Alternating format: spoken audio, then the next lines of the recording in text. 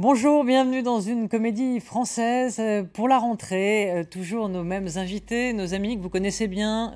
Philippe Tesson, bonjour, Bonjour. éditorialiste. Et puis Jean-Marie Roire, éditorialiste à Paris Match et aussi de l'Académie française. Et je signale l'arrivée d'un livre qui est d'ailleurs salué par toute la critique, Napoléon ou la destinée, donc aux éditions chez Gallimard. Et puis alors donc, on va en dire un mot avant de commencer le débat.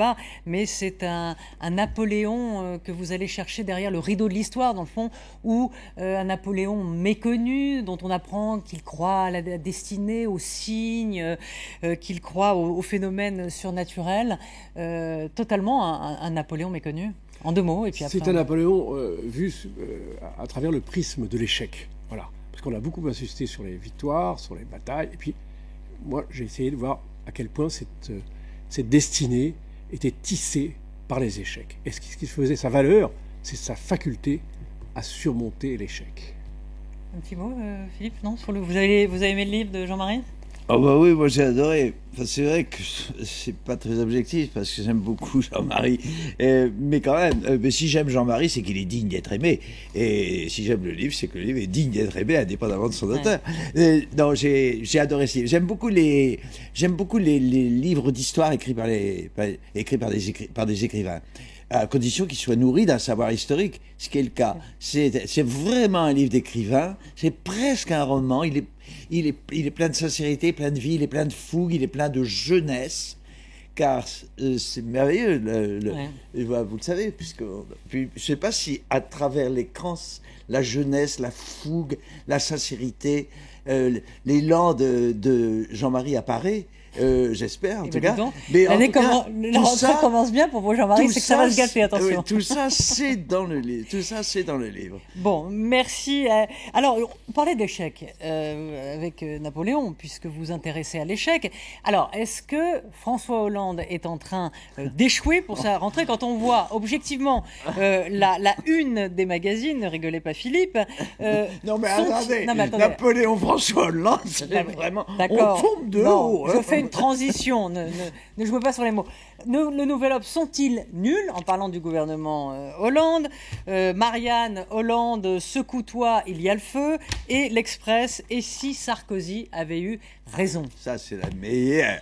Ouais, ça va vous plaire, évidemment. J'ai envie de dire à Christophe Barbier, le patron de l'Express, qui est au demeurant un excellent journaliste et un homme estimable, mais pourquoi n'avez-vous pas posé cette question du temps où Sarkozy était au pouvoir?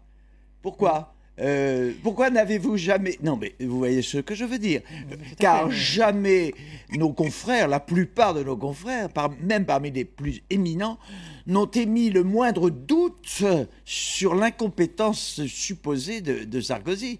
Ils n'ont jamais mis en question ce point. La presse s'est quand même déchaînée à la fin du quinquennat. C'est ce que je suis en train de dire. Mais là, elle se déchaîne jamais la presse n'a dit. Et si Sarkozy avait raison pendant que Sarkozy... Moi, j'ai dit... Je n'ai cessé de dire que Sarkozy, malgré ses faiblesses, malgré ses erreurs, que Sarkozy avait sur l'essentiel raison. Mais jamais, encore une fois, mes confrères, sur la couverture de leur magazine, n'ont écrit « Et si d'aventure Sarkozy avait raison ?» Alors Jean-Marie, c'est vrai que Nicolas Sarkozy, on lui reprochait trop d'action. Aujourd'hui, François Hollande, on lui reproche trop d'inaction. Est-ce que dans le fond, les hommes politiques ne sont pas condamnés à l'échec en permanence, et plus vite d'autres que prévu? Alors, il faudrait faire une radiographie, en effet, des difficultés que connaît Hollande en ce moment, difficultés qui sont de beaucoup d'ordre. Mais je reconnais que Philippe Tesson, dans sa défense de Sarkozy, avait souvent raison. C'est-à-dire que la politique de Sarkozy était occultée par la personnalité de Sarkozy. Ouais. Voilà. Et je crois que maintenant, on revient à la politique de Sarkozy, qui était sans doute une bonne politique, et que même si la personnalité de Sarkozy empêchait de voir les qualités de cette politique. Alors, en ce qui concerne François Hollande, il me semble qu'il y a quand même un projet qui n'est pas très cohérent. Voilà. Et ça, c'est inhérent un peu à toutes les tendances du socialisme qui font que c'est un peu la déception. On pouvait imaginer que François Hollande allait arriver en septembre avec son Premier ministre, avec un projet qui a une certaine cohérence. Et ça, cette cohérence, vraiment, chaque jour, on voit des difficultés qui tiennent au fait qu'il y a des tiraillements. Et je ne donnerai qu'un exemple.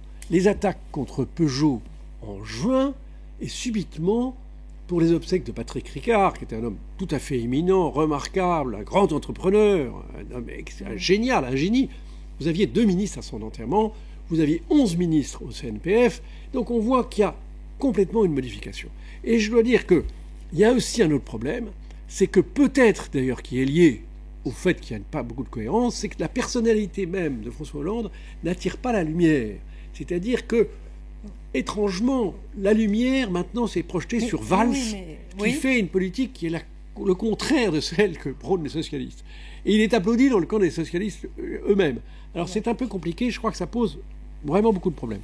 Philippe, oui, moi je voudrais contraindre un peu ma nature. Ça doit être très agaçant d'entendre toujours un vieillard vociférer comme ça, pousser des cris, parce que je pourrais dire qu'après tout, qu'est-ce que c'est Hollande, sinon un idéologue archaïque, un politicien revanchard, car tout ça est vrai. Mais vous voyez, déjà, je m'emballe.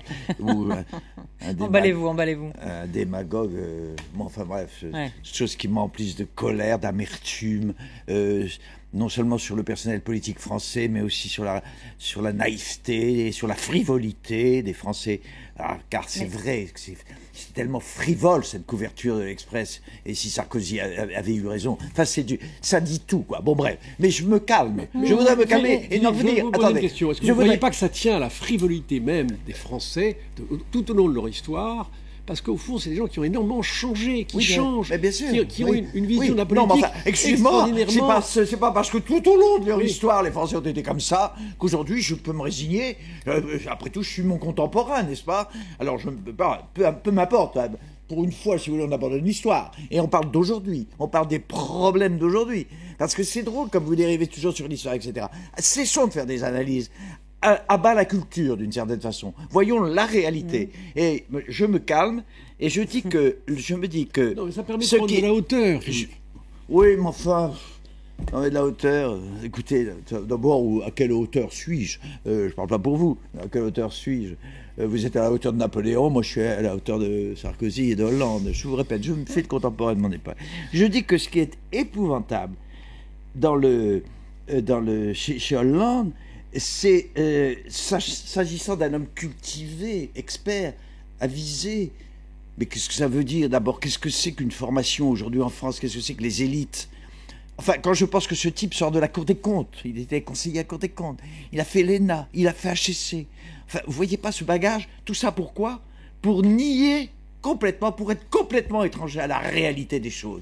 Il est totalement étranger à la réalité de la France, à la réalité du monde. Et ça, je trouve ça, mais c'est condamnable. Est-ce qu'il n'est pas pris au piège? Juste une mot. Il a fallu 4 mois pour qu'il convienne qu'il y a une crise. La réalité de la crise, il l'a contestée pendant sa campagne électorale. Il dit mais non. Il n'a pas encore, mais il commence à le faire. Il n'a pas encore admis la réalité obligée enfin, qui nous oblige, la réalité des réponses qu'il faut apporter à cette crise. Je pense à sa politique. Qu'est-ce qu'il a fait en tout et pour tout pendant 4 mois? Il a augmenté la charge fiscale d'une façon confiscatoire, ça c'est une chose, mais tellement élémentaire, tellement primaire que c'est vous dites 3 mois, vous dites c'est pas tout à fait 4 mois, c'est moins. Quoi, c'est pas tout à fait 4 mois? Quoi, c'est pas tout juin, juillet. Non, vous vous trompez, c'était exactement 4 mois aujourd'hui, oui, mais c'était le 6 mai, nous sommes le 6 septembre. Il n'est pas arrivé dans l'action le 6 mai, c'est ça que... Oh ben non, il aurait pu d'ailleurs le faire. Il a mis combien de temps pour arriver dans l'action? Est-ce qu'il ne faut pas, comme disait Mitterrand, le temps au temps? Est-ce que le jugement doit tomber si vite? Non, mais pour lui-même, il devait quand même, on était en face d'une crise. Et cette crise, il fallait l'accepter. Je crois que la grande erreur, ça a été l'anti-sarkozysme. Franchement, il devait avoir une conception d'union nationale. Comprendre que devant cette crise, les Français, Ce qu'il souhaitait, c'était des réponses. Et que si Sarkozy avait fait des choses bien, il fallait le reconnaître. Ça, à mon avis, ça a été une grande erreur. Ça a été et d'ailleurs, il a fini par abandonner cet anti-sarkozysme et faire tout porter sur les autres. Donc il me semble que c'est en ce moment la question du temps. Je crois que c'est surtout un mauvais départ parce qu'il a été, disons, complètement embringué dans l'idéologie. Je crois que ce qu'on peut lui reprocher, c'est en effet de ne pas reconnaître qu'il y a des réalités économiques et que l'idéologie la freine. de l'idée de l'homme normal qui veut prendre son temps. Oui, mais ça c'est encore une erreur. C'est encore une erreur. C'était évident. Il aurait dû abdiquer complètement sa campagne électorale. Il fallait oublier l'homme normal et l'anti-sarkozysme. Et ensuite arriver en disant, maintenant, tout ça c'est oublié, maintenant, il faut affronter la crise. C'est juste, ça vous paraît juste ce que dit Jean-Marie? Oui. Totalement. Il s'est fait piéger peut-être par son slogan, c'est pas le premier, le changement c'est maintenant. Il ne s'est pas fait piéger. Se faire piéger, c'est encore lui accorder dire ça, c'est encore lui accorder des circonstances atténuantes. Il est responsable, il est conscient. Il est conscient, il est responsable. Il n'a commis que des erreurs, et ces erreurs ont été accentuées, si je puis dire, accrues par les effets de sa nature profonde. Il faut bien. C'est vrai que je le dis avec trop de violence. Puis je ne l'attaque pas ad hominem, c'est sans doute un homme qui, dans la vie privée, par exemple, qui en a affaire à des qualités, j'en ai rien à faire. Je n'accorde aucune circonstance atténuante à un homme aussi arrogant, fanfaron, ridicule.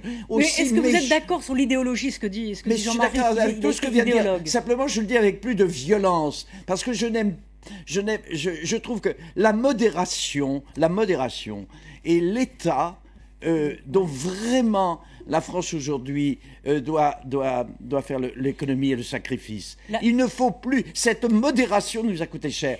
Et moi, j'adore Jean-Marie, mais je n'aime pas cette tonalité de nuance qu'il apporte à tous les jugements qu'il porte. Je crois qu'il faut que nous prenions enfin conscience, car nous sommes à la veille de circonstances dramatiques. Mais là, il se passe quand même un truc étonnant en cette rentrée. C'est quand même la presse de gauche qui attaque bille en tête François Hollande quand elle dit « Sont-ils nuls ?» point d'interrogation.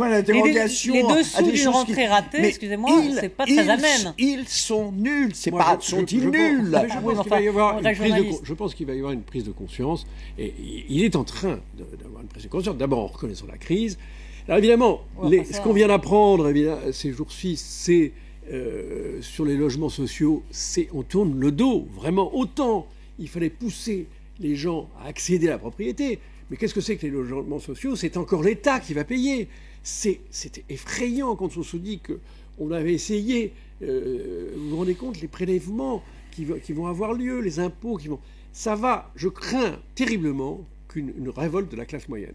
Je crois que vraiment la classe moyenne n'en peut plus, c'est ce qu'il voulait éviter, s'il voulait au nom d'une justice sociale. Mais non, mais la justice sociale, il faut maintenant... pouvoir, et c'est un grand mot, mais la justice sociale, c'est impossible à réaliser complètement. Qu'est-ce que c'est qu'une justice sociale totale? C'est la révolution. Est-ce que c'est le régime soviétique? Est-ce que c'est ce qu'on veut faire? Non, je crois qu'il faut revenir à des choses raisonnables, mais la décision d'aujourd'hui, la décision de vouloir donner des terrains pour les logements sociaux, tout ça...